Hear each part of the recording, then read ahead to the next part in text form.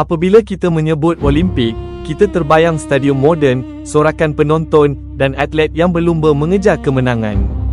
Tetapi ribuan tahun dahulu, Olimpik bukan tentang perlumbaan.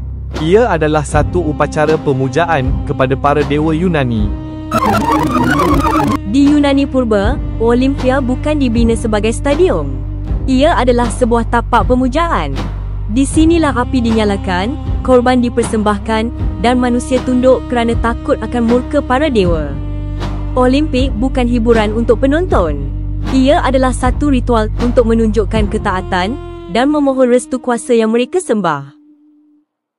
Kisah sejarah sekolah rendah dan menengah kini dalam bentuk video miniatur yang epik. Subscribe sekarang di cikgushare.my. Dalam dunia Yunani Purba, peperangan bukan sesuatu yang luar biasa. Hampir setiap tahun, kota-kota Yunani berperang berebut tanah, kuasa, dan kehormatan. Perang berlaku mengikut musim. Selepas menuai, senjata diangkat. Namun setiap 4 tahun sekali, satu perintah dikeluarkan dari Olimpia. Semua peperangan mesti dihentikan. Senjata diturunkan. Laluan dibuka. Bukan kerana manusia mahu damai, tetapi kerana mereka takut melanggar pemujaan kepada Zeus. Olimpik Yunani tidak penuh dengan pelbagai sukan seperti Olimpik moden. Ia bermula dengan satu acara sahaja iaitu larian stadion. Kemudian ia ditambah gusti, tinju, dan pankration, perlawanan yang hampir menyerupai medan perang. Dan pentathlon pula, dicipta untuk menguji lelaki paling lengkap iaitu pantas, kuat, dan bersedia untuk berperang. Acara-acara inilah yang menguji tubuh lelaki Yunani. Sebab itulah, dalam Olimpik Yunani Purba, atlet bukan sekadar peserta. Mereka dianggap manusia terpilih. Tubuh mereka dilatih dan disapu minyak, lalu dipersembahkan dalam keadaan terdedah, bukan untuk tontonan manusia, tetapi sebagai persembahan kepada para dewa. Kalah bukan sekadar tewas dalam perlumbaan atau perlawanan. Ia adalah satu bentuk malu di hadapan kuasa yang mereka sembah. Dan kemenangan pula, bukan tanda kehebatan diri, tetapi tanda restu daripada Zeus.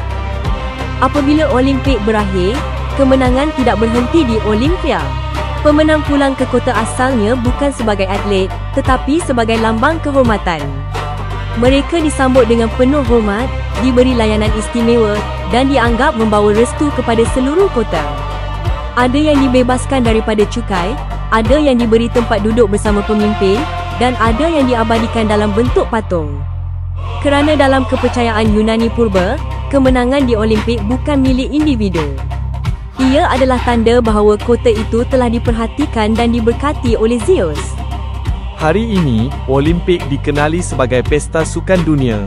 Ia melambangkan perpaduan, keamanan, dan pencapaian manusia. Tetapi di Yunani Purba, Olimpik bermula dengan makna yang sangat berbeza. Ia lahir daripada peperangan, dihentikan oleh ketakutan, dan digerakkan oleh pemujaan. Atlet tidak bertanding untuk pingat. Mereka mempertaruhkan tubuh, maruah dan nasib kota mereka sendiri.